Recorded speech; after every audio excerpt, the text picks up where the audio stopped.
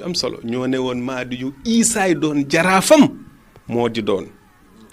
naayi ba moo koy jullee lii am na ndax bu ñu ne yonent yàlla Isa mooy jullee imaamul Mahdi donte Seydina Limaamu dafa am doom ju tudd Isa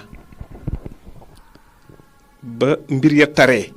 weddi ga tar ñu ne Limaamu sa woote bi dinañ ko fay mu jël yonent yàlla Isa doomam ju ndaw jooju boobu mi ngi am juróom-ñeenti at mu teg ko ci mbaggam ne lii may wax man Limaamu bu matul gune sii dina ko mottali donte àdduna dafa doon tukki jant ba dem bay waaj a fenk sunu borom dina fa téye jant booba du fenk ba gune sii màgg ba mottali ma lii may wax ba dëggal ko kon loolu defi la loolu waat la waat boobu nag yàlla nga ko ci jox ndam ca bés boobu mu tëdde moom Seydina Limaamu doomam ju tedd ja Seydina Isaa taxaw tiim ko war ko jullee tabaarakallaahu foofu la Seydina Isaa defe nag xutba bii nga xam ni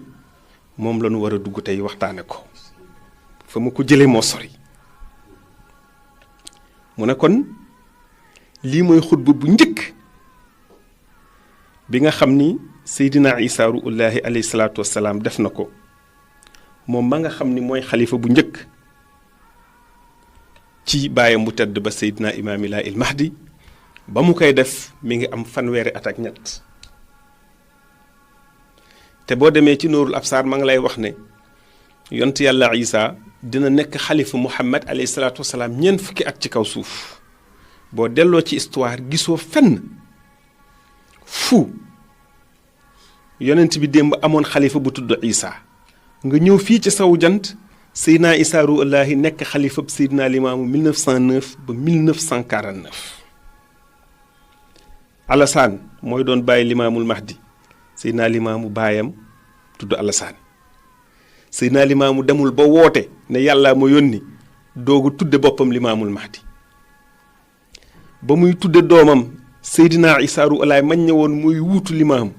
fa yuqiru sunul Mahdi mooy saxal ay jàngaleem boobu moom wooteegul boobu ma ngay bay di gët amagul ñeent fukki at ba woote booba wooteegul mi ngi am fanweeri at ak ñett lii yëpp yàlla def muy ay coïncidence loo xam ni sax amul ci benn génération ci 3 générations la am kon du jëfu doomu aadama jëfu yàlla la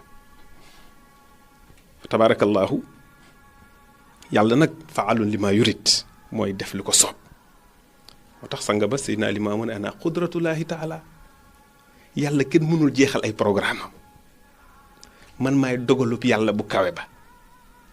moo tax wala yakmilu imaanu ahadukum xataa yuminu bi qudratullaahi taala ngëmu kenn du mat lu dul ne da nga gëm dogalub yàlla waaye nag ba mu ñëwee moom Limaamul Mahdi ci lan lañu woo bakka Seydina Isaa ruullaahi wuutoo it def ñeent fukki at ci xilaafaam ci lan lañu woo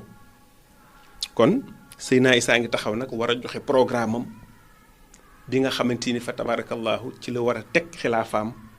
bi nga xamante ni fa tabaarakallaahu ci la ko sunu borom teg mu ne bismillah